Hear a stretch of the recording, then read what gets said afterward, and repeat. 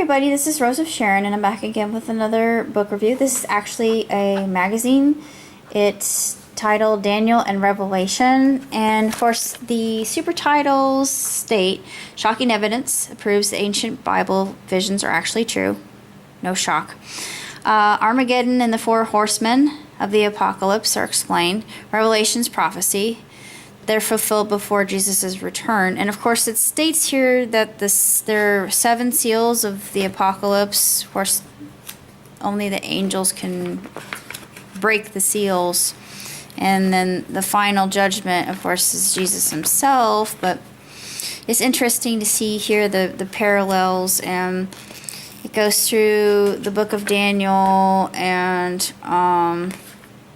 the symbolism involved, and of course a lot of it is cryptic, but Daniel's symbolism makes a whole lot more sense than Revelation does. And I've read a great and very many number of books on the rapture and the second coming, the apocalypse. And apocalypse is often a word that gives people pause, and people think, oh my god, it's the end of the world. Well, yeah, true, but in Greek it means revealing or lifting of the veil. Of course, Nebuchadnezzar's vision, we all know about that. We know about the head of gold was the Babylonian kingdom, Medo-Persia, silver and bronze was Greece, Rome was the Iron Age, and then Europe divided was the feet of iron and clay, and then the rock that destroyed it, of course, is Jesus Christ. And the kingdoms or empires, they're depicted here in really beautiful format. It breaks it down into very layman's terms. It's easy to grasp. It talks about the lamassu. It was a decorative motif that was often used in Babylonia, and talks about just this different symbolism, these apocryphal writings. It's very interesting. I find it intriguing that we are definitely in the last days, and a lot of people just look at me and they'll just shake their heads and they'll say you're absolutely insane. It's just pointing to the fact that we should be diligent, we should be vigilant, we should keep our eyes open, we should be awake and alert. We should always be on the right. It's like the wise virgins and the foolish virgins. We should always keep our lamps trimmed and burning, lest the bridegroom come and return for his church. And the church is referred to as the woman, the cosmic woman in the Revelation. And I just say, beam me up, God, because honestly, I can't wait. I know that sounds kind of weird for me to say that, but it's become so bad that I pray about it. I think just get me out of here. I'm tired of all of these tribulations, but there is hope, even though it looks extremely grim from everything that's depicted in the book of Revelation itself. A lot of these things have already occurred, so very, very, very close to the very, very end of everything.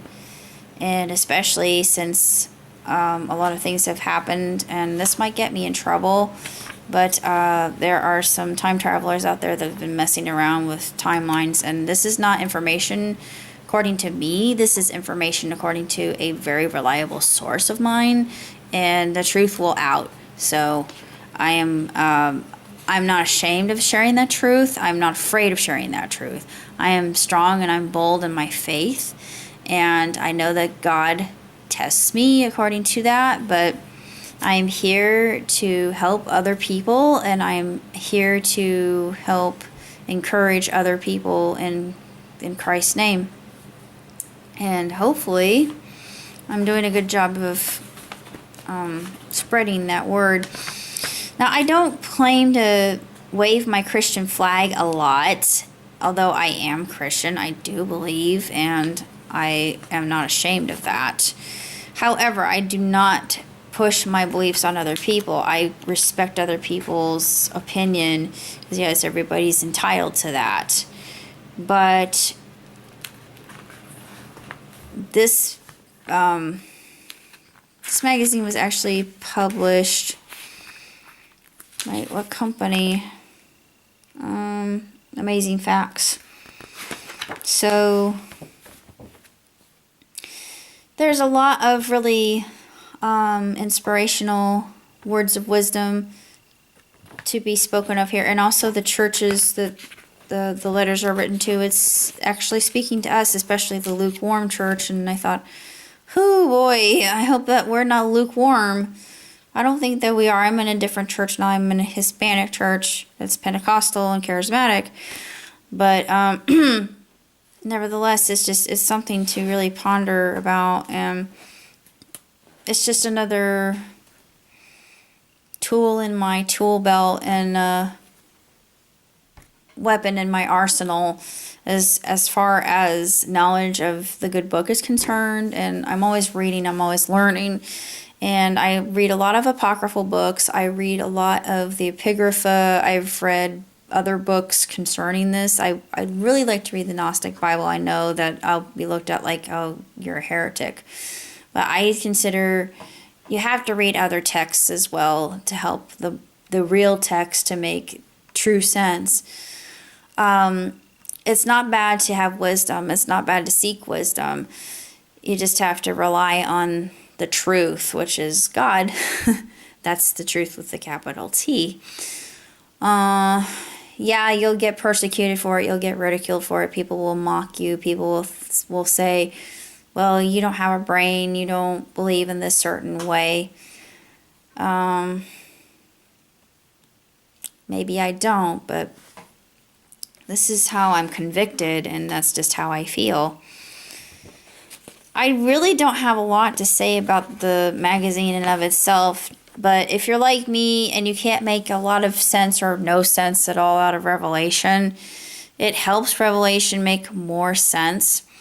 But still, Revelation is just one of those books that has been highly contested and debated for years, and no biblical scholar can actually arrive to a consensus about what it really means. But a lot of them will concur about many different symbolisms or metaphors that are involved within that particular book. But that's all I got to say about Daniel and Revelation. And if you're like me and you want to learn and you want to open your mind to just getting more of the word into your life, then by all means do so. And I think you will be blessed by it. I found myself extremely blessed by it. It helped me